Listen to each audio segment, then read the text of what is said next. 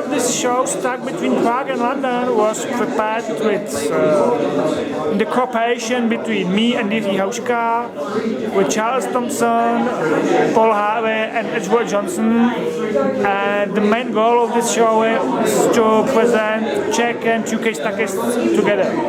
This show is a very creditable testimony to the worth of Stuckist paintings. I wanted to do something representing the rougher side of Stuckism. That's how I saw my role in this show. For many, many years, right back from being a student, I've been more than interested in what was then Czechoslovakia and became the Czech Republic. I was introduced to Czech New Wave films when I was at North Staffordshire Polytechnic. Films such as The Fireman's Ball and Valery's Week of Wonders, which is a wonderful film. And I just developed this kind of fascination with that part of Europe, and it's really, really great for me actually to be involved with Czech artists. I think Jaroslav and Jury from the Czech Republic have actually organised the show and arranged it, and we're pleased to have Edward Lucie-Smith here to open the show. So I'd like to give a round of applause for Edward. Thank you very much for coming along. Well, thank you, but I don't really deserve a round of applause because I'm not a Stuckist. I'm an outsider. Deserve a bigger round of applause. But I am extremely interested in Stuckism as a worldwide nowadays phenomenon. I use the word adjective worldwide safely because you only have to look at the Stuckist website to see how right I am in using that description. But I think the point for me about Stuckism and about its history is really twofold. The first is that those who are fairly new to Stuckism may not realize that it has a fairly long history and its roots in a rather curious place. One of the things which has been characteristic of British culture in the period since the 1960s has been the appearance of provincial art groups which are self-starters. And Stuckism has important roots in one of the most important of these groups, which is the so-called Medway scene in Kent. Well, the Medway scene was the successor of a scene which I, being by this time extremely ancient, knew very well in the 60s, which was the Liverpool scene. In both cases, what you had was a self-starting art scene which had nothing to do with official culture, which was in love with a certain sort of avant-gardism, and which made no real distinction between various art forms. That is, when I speak of art forms, I mean they were poetry scenes and music scenes, as well as visual art scenes. That is where Stuckism essentially came from in British terms. The reason, however, why it has been so successful, at least in a certain sense, that is in the sense that it's like the kind of weed which you could never successfully get out of your garden, is that it is a democratic form of art activity. What you have to think about is the existence of not one but several paradoxes. One paradox is the existence in the Czech Republic, in Britain, and of course elsewhere, of an official avant-garde. Well, putting that adjective together with that noun, you're constructing an oxymoron. How can an avant-garde officialize itself? How can it be an expression of official culture?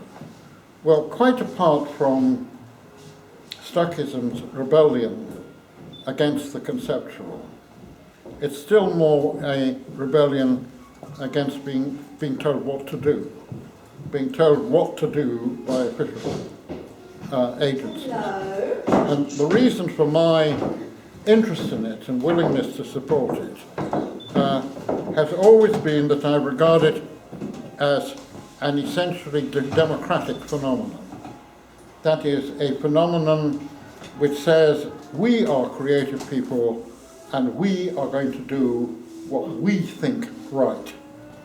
But there's also another element to be thought about, and that is a great deal of Stuckism is not merely about being stuck in using traditional techniques and sometimes using traditionally established forms. It's about not conforming to any established technical tradition. That may sound like a bit of a paradox, but it's true. When you look at Stuckist production, one of the things which you rapidly find out is that a large number of the artists who adhere to Stuckism are in fact autodidacts, they're self-taught. And they are remaking themselves as they make works of art. Well, oddly enough, this is something which is deeply rooted in the mainstream modernist tradition, and indeed in the Romantic tradition. British art, for example, has always been plentifully supplied with autodidactic or nearly autodidactic artists. To name two from the history of British art, one of them is William Blake, and the other one, of course, is Francis Bacon. Well, you may not like the work of either of those, but they do represent something very important within the tradition. That is, the academic tradition has constantly been challenged by people coming in from outside, doing what they think best, making what they think best, but not insisting on pretentious intellectual structures to support what they do. Here in Britain, we have, I think, a problem in art education, which is that more and more our postgraduate colleges in particular, they tend to say grandly that young artists must be put in an environment where they can find themselves. That's all very well, but what it seems to imply is that you mustn't teach them anything. They must be allowed to stumble across it. Well, what that actually means is that they're little nests of autodidacts themselves under the pretense of being academies. The only place where you can learn, for example, reliably learn traditional techniques, apart from a few specialist art schools like the ones founded by the Prince of Wales, but you can learn them much better if you take an illustration course, because an illustration course teaches you to work within a situation and tends to arm the students with the requisite techniques to create professional careers for themselves. It's really quite surprising how many of the best artists technically come out of this kind of situation, that they've dodged the fine art situation and have learnt by being illustrators and only later migrated into being independent producing fine artists. The situation here also has,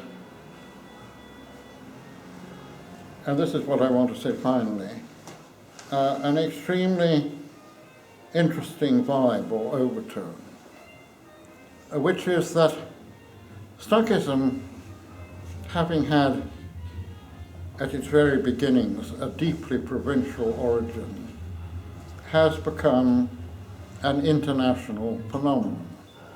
An international phenomenon which ought, I think, to worry the supporters of official avant-gardism. That is, they are being undermined, sinkholes are opening beneath them, just as they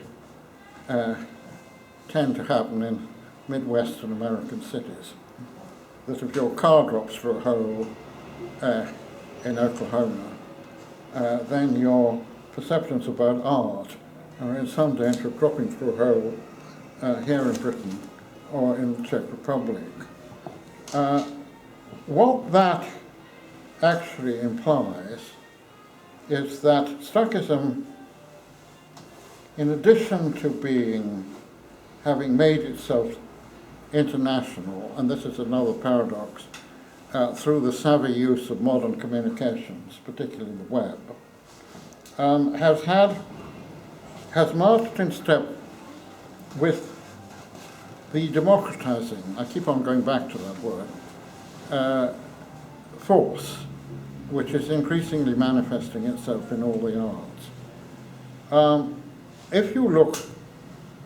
If any of you sit in front of a computer and look in your idle moments, or even your not idle moments, at the various major websites, news websites, what you will notice is that it is no longer simply news, but reaction, commentary. What Stuckism has allowed for, and why I, as a critic, not necessarily committed to all Stuckist doctrines, I'm interested in, is precisely this element of dialogue. This exhibition is itself a miniature dialogue between 3 British artists and 2 Czech ones. But still more so, the Stuckist phenomenon has been, I think, closely linked to the fact that people expect to bounce back when they're offered artistic opinions, artistic phenomena. That is, you can no longer tell them what to think. They expect to talk to you. They expect to have a dialogue. And that dialogue is really what we're celebrating here. Thank you. It was again very rewarding to have Edward Lucie-Smith here. He's written the introduction for the book and he opened the show. And there's going to be, I understand, a video of him which I hope will be publicly available. He's not a Stuckist, he's an outside observer, and I think that makes what he's got to say even more valuable. He's not partisan, he can say what he wants, and actually he does say what he wants. And he's not beholden to anybody. I think a lot of critics are beholden to the status quo. They're afraid they won't get invited to the parties, or the private views, or they'll get cold-shouldered if they go out on a limb and come out with a unpopular opinion. And that's not just sort of neurotic fantasy, that's what I've actually been told by people who are involved in that business.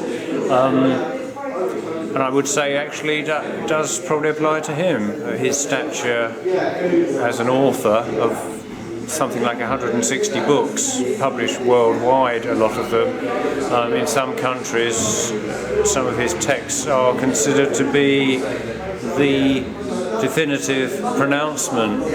For example, in the Czech Republic, his book on modern art was the one after the fall of communism which launched modern art into the public arena, and it's seen as the book to do that. So that degree of status is not commensurate with the way he is positioned in British culture. I would say, he has been marginalised because he says what he wants to say, which is fine by me. He will say what he considers to be negative about Stuckism, what he considers to be positive. He wrote the catalogue essay for the Go West show at Spectrum London, which was David Roberts' gallery, and in there he said that the Stuckists have got themselves to blame for being considered outsiders because they keep on attacking people. They should concentrate on their art. For me, I think this show is one where we're starting to move in a different direction quite consciously, and actually wanting to say more than before that the art is the key. That could be a bit of a personal projection because I think it's happening in my life. I kind of really, every year I say this, but I've had enough of doing Turner Prize demos. I'd rather show my paintings. Stuckism isn't a protest movement, it never was a protest movement, it just happened to do some protests. And consequently, it's got branded as a protest movement. It's a painting movement, it always was. When people have lost interest in the demos and the kind of sound bites protesting against Hearst and Emin and so on, what will survive, what will mark the Stuckists out is the paintings.